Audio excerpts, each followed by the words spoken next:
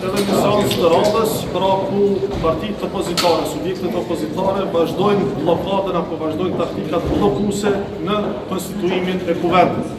Kushtetuta është mjaft e qartë, Kushtetuta e Republikës Kosovës thotë që është e drejtë ekskluzive e partisë fituese që ta propozojë kandidatin për kryetar komune.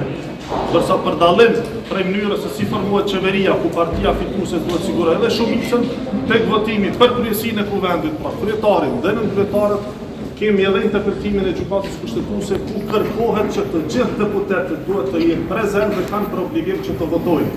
Pra duhet marrin pjesë në votim të gjithë deputetët, sepse është detyrë e të gjitha partive parlamentare pra që të konstituojnë kuvendin, që të votojnë për kryesinë e kuvendit.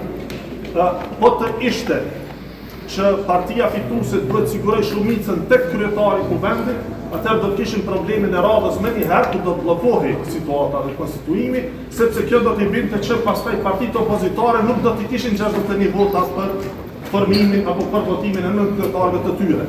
Ne çdo herë kemi qenë dëshmitar që edhe votat për kryetarin e kuvendit, edhe për nënkretarët, pra kanë qenë votat të gjitha subjekteve, sepse kështu kërkohet nga kushtetuta për dallim prej votës për qeverinë, ku pra është patjetër obligim, detyrë e subjektit fitues, koalicionit fitues në mënyrë që të sigurojë votat për formim të qeverisë. Pra e pamë edhe sot, ngjashëm siç ishte rasti me verifikimin apo votimin e raportit për verifikim të mandateve, ku opozita fillimisht votoi kundër për ta bllokuar proces dhe pastaj në fund ndryshuan qëndrim, mirë po dashë pra vendi t'i humb 4 ditë dhe 2 seanca me radhë në mënyrë që të kthehen në pikën fillestare dhe të votojnë për një raport i cili ishte procedural dhe kërkohet të kalojë si i tillë. E njëjta gjë është edhe për kryesinë e kuvendit. Pra kryetari dhe nënkretarët e kuvendit duhet të votohen nga të gjitha partitë që janë në kuvend e pastaj vjen rradha e mandatarit për qeverinë, ku janë 15 ditë që të sigurohet shumica e nevojshme.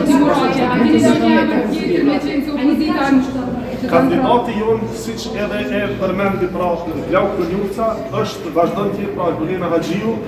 Ky kandidat është propozimi i partisë fituese, apo kjo kandidat është propozimi i partisë fituese, e cila është e drejtë ekskluzive që ne garanton kushtetuta e vendit. A do të zhvilloni diskutime me partitë politike për të arritur një marrëveshje, me qenë se kërkuat kushtesë? Këtë përmendi edhe zotri Konjuca, pra që nevojitet me qenë se po shihet qartë që partitë opozitare nuk e kanë ndërmend që të ecin tutje dhe që blokojnë procesin e konstituimit të kuvendit, duhet ndoshta që të ulemi njësoj siç u bë. Pra kur kishte konsultime me subjekteve politike për raportin e verifikimit mandateve, pra po shihet që për çdo hap të gjatë rrugës duhet të ketë një dakordim dhe konsensus politik në mënyrë që të zhbllokohet procesi. Po, emri dhe propozimi i takon partisë fituese. Pra kjo është çështja. Këtë e thot kushtetuta. Ne propozojmë, pra si parti fituese propozojmë kandidatin. Dhe është e udhës pra që kandidati i për kryetar, për edhe nënkretarët pastaj të mbështetin nga gjithë deputetët.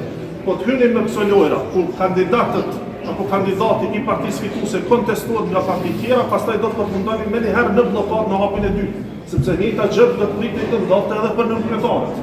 Pra, çdo kush mund gjej drejtje për kandidatët e subjektit tjetër. Mirë, po kemi të bëjmë me konstituimin e kuvendit, gjë që është hap kushtetues që na çon drejt zhbllokimit procesit dhe mandatarit për qeverinë dhe pastaj edhe hyrjen në afate tjera. A jeni në diskutim me nismën të ndryshuar propozimin, me që propozimi është e papranueshme nga Gulena Haxhiu. Nuk është vendosje duke tregu jo konstruktive. Ne përkundrazi, të gjithë kanë thënë që ne do të bëjmë zvarritje, nuk do të propozojmë kandidat dhe do të zvarrisim procesin për mos hyrë në afate. Po ndodhe kundërta. Ne kemi propozuar kandidatin, opozita ka mundësinë që ta zhbllokojë procesin, por po vllofon atë.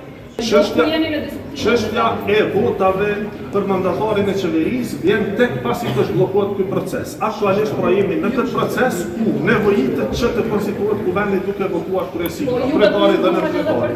Zoti Murati, a e shihni se opsioni shkuar në zgjedhje në asoj ka bllokim, sepse kryetari do të kështu apo e shohim se opsion.